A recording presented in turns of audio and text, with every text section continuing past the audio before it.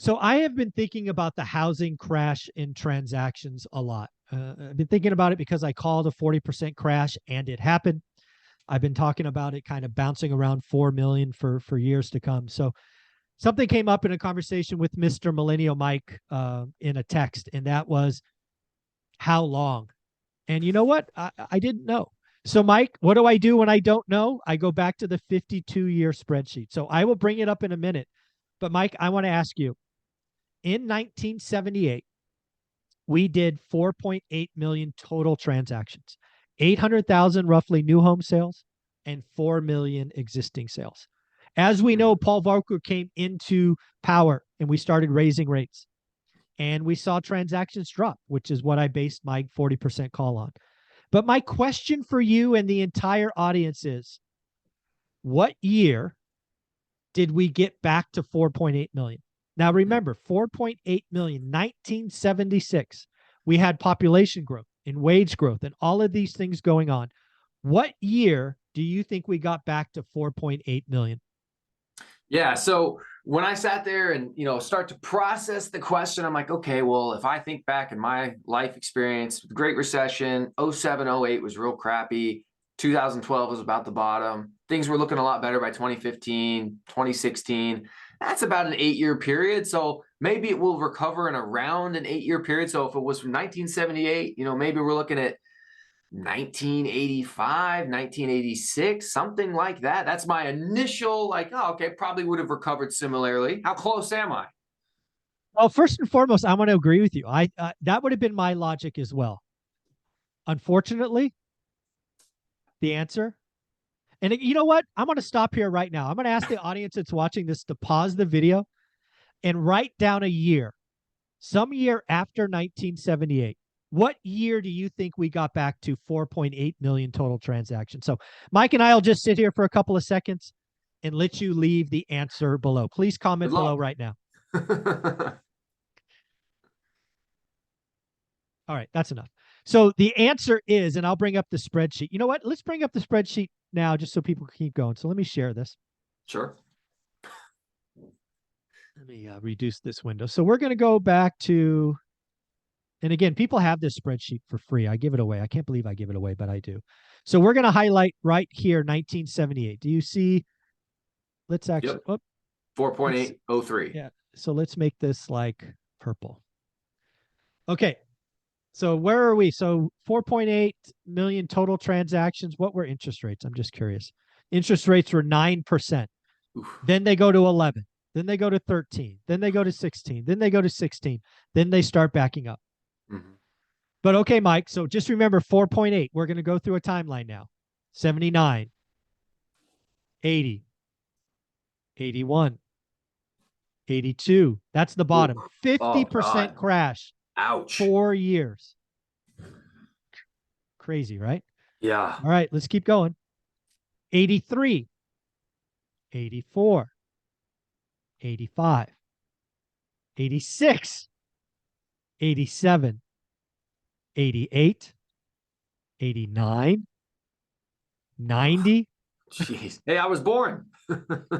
Hey, I graduated high school. 91.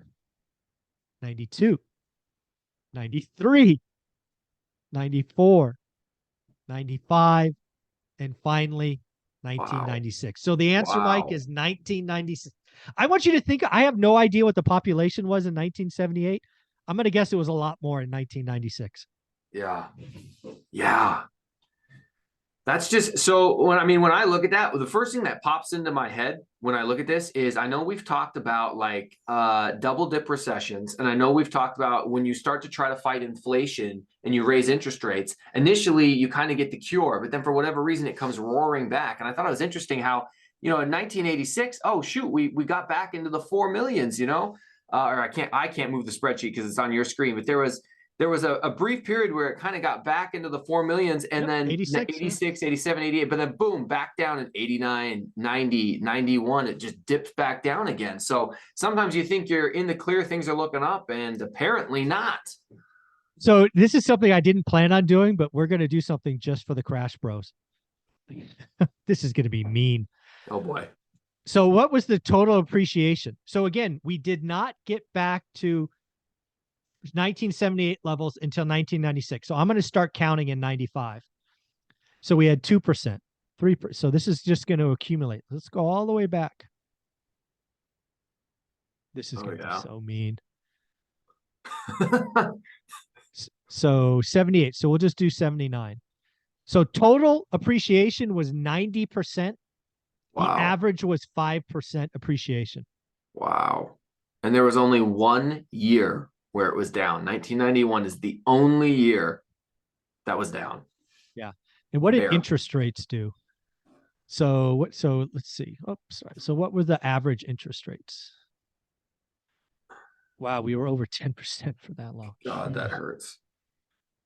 So 96. So anyways, the lowest was 7%. So the average has got to be 10. Yeah. So at the end of the day, again, I call a transaction crash. It has happened. I think we're bouncing around the bottom, but this did not make me feel better. I thought we could get back to, 6 million by 2025, 2026. And Right. frankly, it might take till 2030 or even 2035 to get back to, 6.5. What was the last total? So the last total, so 2021 was the peak. It's 6.8, 6.8. 6.9. Yeah. Yeah. So that's going to be fun. Yeah, I mean, what it says is, once again, I think the takeaway here is if you are sitting on the sidelines and you're hoping that things are going to crash and that it's going to, present this amazing opportunity for you to buy at an extremely low price, you're going to run into the payment that as interest rates go up, price comes down, you're going to end up with the same payment either way. It's just going to get more and more difficult for you to qualify for the types of houses that you want because your buying power erodes much quicker than purchase price comes down.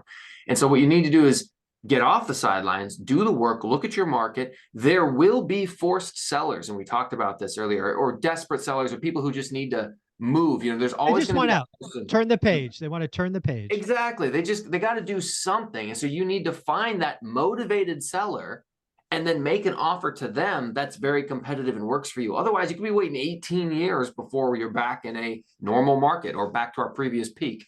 Yeah, I just want to reiterate that because again, my most common saying, and it's on all that, my hat and all that usually I wear is called do the work. And unfortunately, very few of us want to do the work. You're an example of somebody who took on Gary, Indiana, and we've talked and you know the market, you know the different assets. I applaud people that will do the work. Doing what I do is not easy. And most people will never do it. They will just sit on the sidelines, throw popcorn, bitch, get drunk, listen to entertainers who tell them what they want to hear. And I'm going to kick you in the ass and say, go do the work. There are great deals in every market. Just most of you are too freaking lazy. At the end of the day, I was surprised by this. I thought 8 years. I was like, it's going to be 8 years. Right? Dude, it was 18 years or whatever it was. Crazy. Yikes. Yeah. All right, brother. Thanks for all you do. Where can people find you? If you just Google Millennial Mike, I pop up on Instagram, YouTube, your channel, all over the place, honestly. Thanks, brother.